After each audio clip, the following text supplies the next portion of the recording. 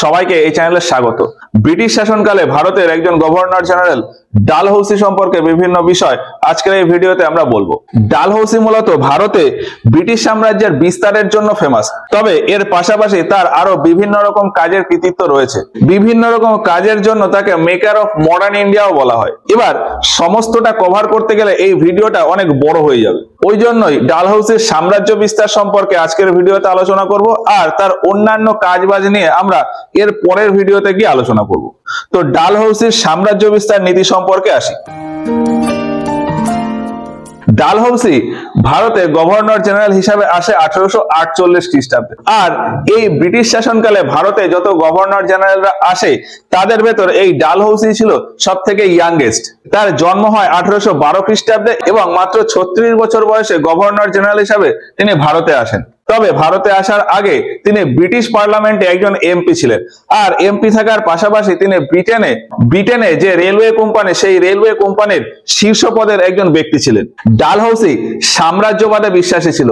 ভারতে ব্রিটিশ সাম্রাজ্যের যে এরিয়া আছে সেটাকে পুরো ভারত জুড়ে বিস্তার করতে চেয়েছিলেন তিনি। যদিও ডালহৌসি আসার আগে ভারতের অলমোস্ট সমস্ত এরিয়াই ব্রিটিশ শাসনের আন্ডারে চলে আসে, অল্প যে কয়েকটা বাকি ছিল ডালহৌসি এসে সেগুলোকেও দখল করে নেয়।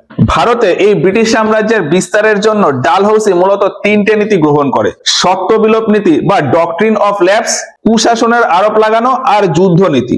এর ভেতর ডালহৌসি সব থেকে বেশি ফেমাস হলো এই ডক্ট্রিন অফ ল্যাপস বা সত্ত্ব বিলোপ নীতির জন্য। তো প্রথমে এই সত্ত্ব বিলোপ নীতি বা ডক্ট্রিন অফ ল্যাপস এই বিষয়টা একটু বলি।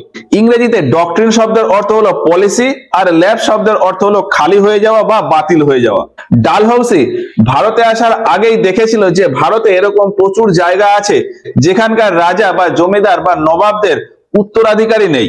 তারা তাদের রাজ্যকে কন্টিনিউ করার জন্য পুত্র সন্তান দত্তক নিতেন।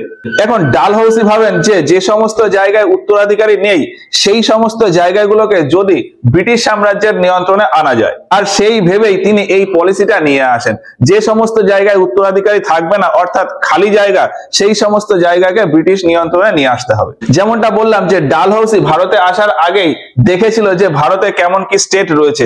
সেই হিসাবে ডালহৌসি ভারতের রাজ্যগুলোকে তিনটে মেইন ক্যাটাগরিতে ভাগ করেছিলেন: ইন্ডিপেন্ডেন্ট স্টেট, প্রোটেক্টরেট স্টেট, আর ডিপেন্ডেন্ট স্টেট। কি বললাম? ইন্ডিপেন্ডেন্ট স্টেট অর্থাৎ যে সমস্ত রাজ্য বা এরিয়ার ওপর ব্রিটিশ সরকারের কোনো কন্ট্রোল নেই বা কোম্পানির কোনো নিয়ন্ত্রণ নেই। যে জায়গাগুলোর ওপর ডাইরেক্টলি বা ইনডাইরেক্টলি কোম্পানির কোনো নিয়ন্ত্রণ নেই সেই সমস্ত এরিয়াগুলোকে বলা হতো ইন্ডিপেন্ডেন্ট স্টেট। আর যে সমস্ত রাজ্য বা এরিয়াগুলো কোম্পানির সাথে সাবসিডিয়ারি অ্যালায়েন্সের থ্রু রয়েছে সেই সমস্ত এরিয়াগুলোকে বলা হতো প্রোটেক্টরেট স্টেট। আর যে সমস্ত এরিয়া ডাইরেক্টলি বা ইনডাইরেক্টলি কোম্পানি দ্বারা চালিত হয় সেই সমস্ত রাজ্যগুলোকে বলা হতো ডিপেন্ডেন্ট স্টেট। ভারতের অলমোস্ট সমস্ত এরিয়াই ডিপেন্ডেন্ট স্টেট ছিল। কিছু কিছু জায়গা ছিল সাবসিডিয়ারি অ্যালায়েন্সের থ্রু অর্থাৎ প্রোটেক্টরেট স্টেট, আর অল্প কিছু জায়গা ছিল যেগুলো ইন্ডিপেন্ডেন্ট স্টেট। তো এই ডিপেন্ডেন্ট স্টেট আর প্রোটেক্টরেট স্টেট অর্থাৎ যে সমস্ত রাজ্য সাবসিডিয়ারি অ্যালায়েন্সের থ্রু রয়েছে আর যে সমস্ত জায়গার কন্ট্রোল কোম্পানির হাতে রয়েছে, এই দুটো টাইপের এরিয়া বা এই দুটো টাইপের রাজ্যতে ডালহৌসি এই ডক্ট্রিন অফ ল্যাপস বা সত্ত্ব বিলোপ নীতিটা প্রয়োগ করে। 1848 খ্রিস্টাব্দে ডালহৌসি ভারতে এসে প্রথমেই ঘোষণা করেন যে পুরো ভারতে যে সমস্ত ডিপেন্ডেন্ট স্টেট রয়েছে সেই সমস্ত রাজ্যের কোনো রাজার যদি পুত্র সন্তান না থাকে আর তারা যদি সন্তান দত্তক নেয়, সেক্ষেত্রে ওই দত্তক নেওয়া সন্তান শুধুমাত্র ওই রাজা বা বাদশাহ, ওই জমিদারের ব্যক্তিগত সম্পত্তির মালিক হবে, ওই রাজ্যের মালিক হবে না বা ওই রাজ্যের প্রধান হবে না। ওই দত্তক নেওয়া সন্তানকে ওই রাজ্যের পরবর্তী রাজা বা পরবর্তী বাদশাহ বা পরবর্তী জমিদার বলে ঘোষণা করা যাবে না। ওই পুরো রাজ্যটা ব্রিটিশদের দখলে চলে আসবে। এটা হলো ডিপেন্ডেন্ট স্টেটের ক্ষেত্রে। আর প্রোটেক্টরেট স্টেট যেগুলি রয়েছে সেগুলোর ক্ষেত্রে বলা হয় যে কোনো রাজা বা বাদশাহ তাদের যদি সন্তান না থাকে সেক্ষেত্রে তারা যদি দত্তক নেয় তাহলে ওই দত্তক নেওয়া সন্তানকে পরবর্তী রাজা বা বাদশাহ ঘোষণা করা যাবে কিনা, বা ওই দত্তক নেওয়া সন্তানকে ওই রাজ্যের অধিকারী বলে ঘোষণা করা যাবে কিনা সেটা কোম্পানির উপর ডিপেন্ড করবে, মানে বোর্ড অফ কন্ট্রোলের উপর ডিপেন্ড করবে। বোর্ড অফ কন্ট্রোল বা কোর্ট অফ ডাইরেক্টর বা কোম্পানির হায়ার অফিসিয়ালসরা যদি মনে করেন যে ভারতের ভেতর কোনো একটা রাজ্যের রাজাকে তার দত্তক নেওয়া পুত্রের উপর পুরো রাজ্যের অধিকার দেওয়া হবে, সেক্ষেত্রে হতে পারে, আবার নাও হতে পারে। সেটা ওই কোর্ট অফ ডাইরেক্টর বা বোর্ড অফ কন্ট্রোলের যে মেম্বার তারা বিবেচনা করে দেখবে। আর ইন্ডিপেন্ডেন্ট স্টেটের ক্ষেত্রে এই নিয়মটা লাগু হবে না, ইন্ডিপেন্ডেন্ট স্টেট তার মতন করে রাজা ঘোষণা করতে পারে। আর ডালহৌসি আরো একটা ঘোষণা করেন যে এই যে ডিপেন্ডেন্ট স্টেট আর প্রোটেক্টর স্টেট, এই দুটো টাইপের রাজ্যের ক্ষেত্রে যদি সন্তান দত্তক নেওয়া থাকে তাহলে ওই নিয়মটা প্রয়োগ হবে। আর যদি নতুন করে সন্তান দত্তক নিতে চায় সেক্ষেত্রে আগে কোম্পানির কাছে শুনে নিতে হবে, কোম্পানির হায়ার অফিসিয়ালস বা গভর্নর জেনারেল তার কাছ থেকে অ্যাপ্রুভাল নিয়ে তবেই সন্তান দত্তক নেওয়া যাবে। এবার এই নীতির প্রয়োগ করে ডালহৌসি বিভিন্ন এরিয়া দখল করে, যেমন সাতারা প্রথমেই দখল করে। সাতারা, জয়পুর, সম্বলপুর, বাঘাট, ঝাঁসি, উদয়পুর, নাগপুর, এই সমস্ত এরিয়া। আমরা একটু দেখি কোথায় কোথায় দখল করে। মহারাষ্ট্রে এই এরিয়াটাকে বলা হয় সাতারা দখল করে 1848 খ্রিস্টাব্দে। এই নীতিটা প্রয়োগ করে প্রথমেই এই সাতারা দখল করে। এরপর উত্তরপ্রদেশে একটা এরিয়া রয়েছে জয়পুর, এটা হলো জয়পুর। এটা হলো সম্বলপুর, জয়পুর, সম্বলপুর, সাতারা, জয়পুর, সম্বলপুর। পাঞ্জাবে একটা জায়গা আছে বাঘাট, রাজস্থানে আছে উদয়পুর, আর এইখানে হলো ঝাঁসি। আর মহারাষ্ট্রের এই এরিয়াটা হলো নাগপুর। এই সমস্ত এরিয়া দখল করে। সাতারা দখল করে 1848 খ্রিস্টাব্দে। এটা হলো জয়পুর আর সম্বলপুর পরের বছর 1849 খ্রিস্টাব্দে। 1850 খ্রিস্টাব্দে পাঞ্জাবের বাঘাট, 1852 খ্রিস্টাব্দে উদয়পুর, 53 খ্রিস্টাব্দে ঝাঁসি আর 54 খ্রিস্টাব্দে নাগপুর। এই এরিয়াগুলো দখল করে। এবার এই সমস্ত এরিয়া দখলের পেছনে কারণটা ওই ডক্ট্রিন অফ ল্যাপস এটা দেওয়া হলেও পিছনে ডালহৌসির অন্য উদ্দেশ্য ছিল। যেমন সাতারা আর নাগপুর, এই যে সাতারা, এইটা হলো সাতারা, এটা হলো নাগপুর। এই দুটো এরিয়া এই বোম্বে থেকে চেন্নাই যাওয়ার পথে আর বোম্বে থেকে কলকাতা যাওয়ার পথে একটা বাধা হয়ে দাঁড়াতো। এই দুটো এরিয়াতে যদি রাজা বা বাদশারা থাকে আর ইংরেজরা যদি যাতায়াত করে সেক্ষেত্রে ওই জমিদাররা বা ওই রাজারা তাদের যাতায়াতের পথে বাধা সৃষ্টি করতে পারে, এই জন্য এই দুটো এরিয়া নিয়ে নেয়। এবার এটা তো গেল যে পরবর্তী দত্তকপুত্র রাজা হবে কি হবে না সেই ব্যাপারে পলিসি। অলরেডি যে সমস্ত জায়গায় দত্তক পুত্র রাজা হিসাবে রয়েছে তাদের জন্য ডালহৌসি একটা ব্যবস্থা নেন। এই যে কানপুর, এই যে এই এরিয়াটা হলো কানপুর। এর আগে 1819 খ্রিস্টাব্দে তৃতীয় অঙ্গ মারাঠা যুদ্ধ শেষ হয়। এই তৃতীয় অঙ্গ মারাঠা যুদ্ধ শেষ হওয়ার পর যে পেশোয়া ছিল দ্বিতীয় বাজিরাওকে এই মারাঠা এরিয়া থেকে সরিয়ে কানপুর পাঠিয়ে দেওয়া হয় পেনশন দিয়ে। এবার এই দ্বিতীয় বাজিরাওয়ের কোনো পুত্র সন্তান ছিল না, ওই জন্য তিনি দত্তক নিয়েছিলেন। তার দত্তক পুত্র ছিল নানা সাহেব। এখন বাজিরাও দ্বিতীয় দরুন নানা সাহেবও ইংরেজদের কাছ থেকে ওই পেনশনটা পেতেন। 1853 খ্রিস্টাব্দে ডালহৌসি কানপুরে ওই নানা সাহেবের পেনশনটা বন্ধ করে দেয়। এইভাবে কানপুরের ইনডাইরেক্ট কন্ট্রোল কোম্পানি নিজের দখলে নিয়ে নেয়। আর ঠিক একইভাবে কর্ণাটক আর তাঞ্জোরের রাজার ক্ষেত্রেও এই সেম কেস করে। 1853 খ্রিস্টাব্দে কর্ণাটকের রাজা আর 1855 খ্রিস্টাব্দে এই তাঞ্জোরের রাজাদের ওই পেনশন বন্ধ করে দেন। এবার এই ডক্ট্রিন অফ ল্যাপস বা সত্যবিলোপ নীতির জন্য ডালহৌসি ফেমাস হলেও এই রকমের নীতি এর আগেও অ্যাপ্লিকেবল ছিল। বলা যায় যে ডালহৌসি ওই নীতিটাকে ফলো করেই নিজের এই নীতিটা নিয়ে আসেন। এর আগে সময়টা 1834 খ্রিস্টাব্দ। 1834 খ্রিস্টাব্দে ইংল্যান্ডে বসে কোর্ট অফ ডাইরেক্টর একটা সিদ্ধান্ত নিয়েছিলেন যে ভারতের ভেতর যে সমস্ত রাজ্যে রাজাদের সঠিক উত্তরাধিকারী নেই সেই সমস্ত রাজ্যের রাজারা যদি দত্তক নিয়ে সেই দত্তক পুত্রকে সাম্রাজ্যের উত্তরাধিকারী ঘোষণা করে সেক্ষেত্রে ওই দত্তক পুত্রকে ওই রাজ্যের ক্ষমতায় বসানো যাবে কিনা সেটা কোম্পানির উপর ডিপেন্ড করবে বা গভর্নর জেনারেলের উপর ডিপেন্ড করবে। এইরকম একটা সার্কুলার 1834 খ্রিস্টাব্দে ইংল্যান্ড থেকে ভারতে পাঠানো হয়। এবার এই সার্কুলার অনুযায়ী ভারতের ভেতর কোথাও কোথাও এটা প্রয়োগ হয়, আবার কোথাও কোথাও প্রয়োগ হয় না।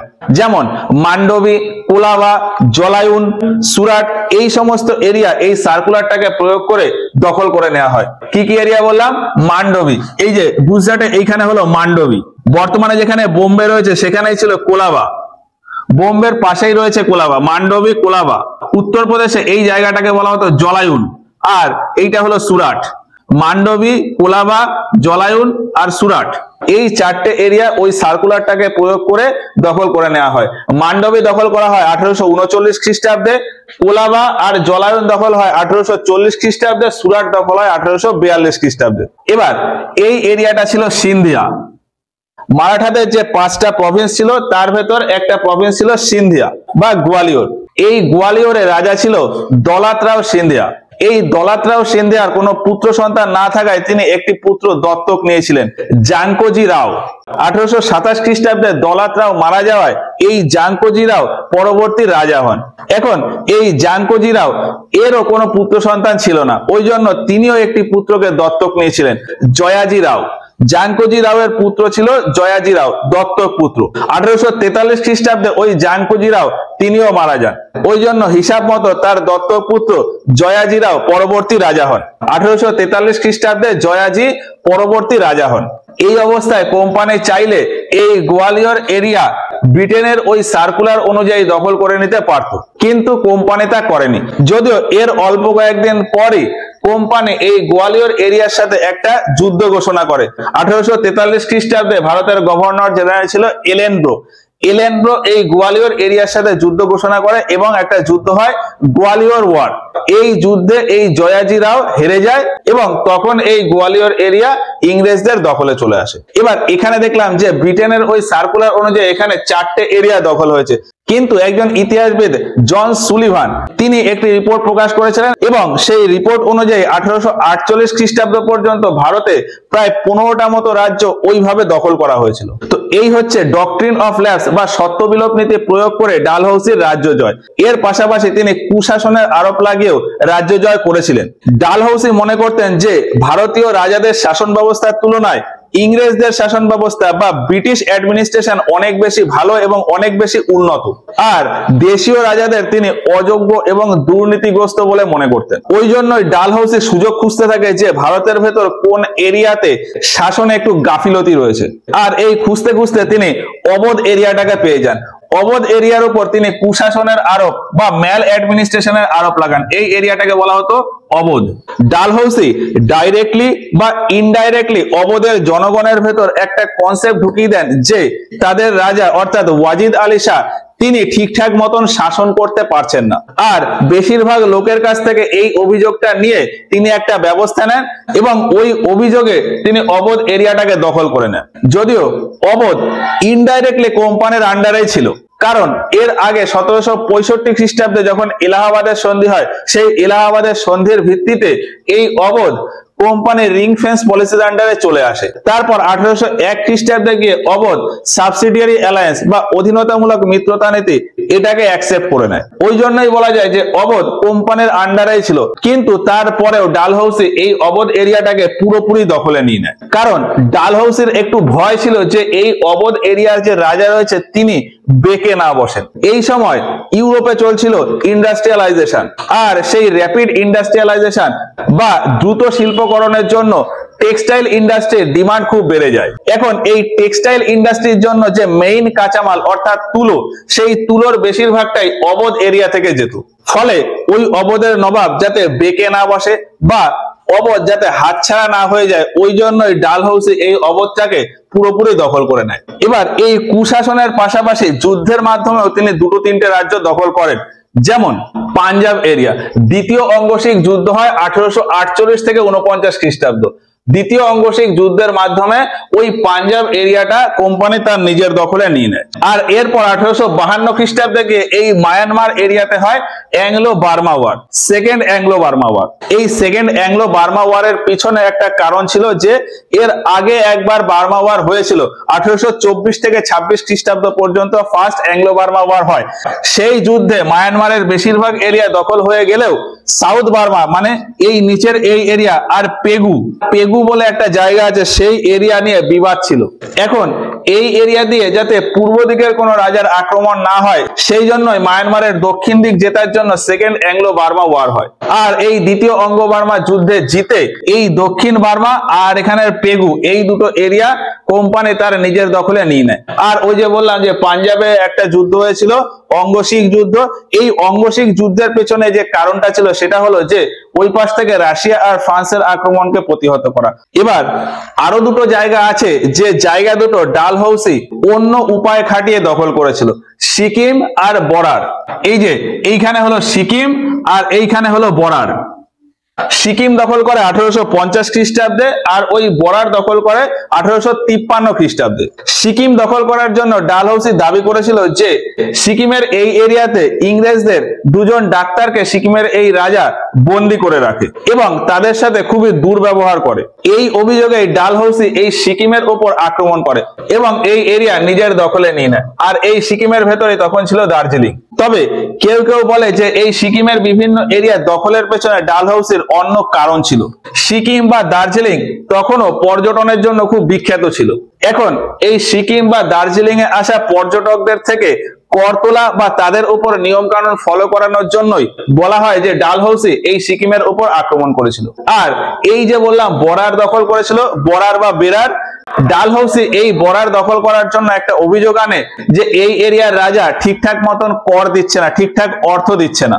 এই আরোপ লাগিয়ে ডালহৌসি এই বরার বা বেরারটা দখল করে নেয়। তবে এই বরার দখল করার পেছনেও যে মেইন উদ্দেশ্যটা ছিল সেটা হলো ইংল্যান্ডে ওই টেক্সটাইল ইন্ডাস্ট্রিতে কাঁচা তুলোর অভাব মেটানো। তখন ভারতে মেইন দু জায়গায় সব থেকে ভালো তুলো উৎপাদন হতো, একটা হলো এই অবধ আর একটা হলো এই বরার এরিয়া। তো যাই হোক, এইরকম বিভিন্ন উপায়ে ডালহৌসি এসে ফাইনালি ভারতের পুরো এরিয়াটাকে ইংরেজদের দখলে দিয়ে দেয়। আর তার এই রাজ্য ক্যাপচার করার ফলে মানুষের ভেতর যে ক্ষোভের জন্ম নেয় সেই ক্ষোভই পরবর্তীতে গিয়ে 1857 খ্রিস্টাব্দের মহাবিদ্রোহে প্রকাশ পায়। তো এই হলো ডালহৌসির সাম্রাজ্য বিস্তার নিয়ে কিছু বিষয়। এরপর ডালহৌসির অন্যান্য বিভিন্ন কাজ রয়েছে, সেটা আমরা এর পরের ক্লাসে গিয়ে আলোচনা করব। আজকের মতো ভিডিওটা এখানেই শেষ করছি। ভিডিওটা ভালো লাগলে একটা লাইক করো। এই ভিডিও সম্পর্কে তোমাদের মতামত আমাদেরকে কমেন্ট বক্সে জানিও।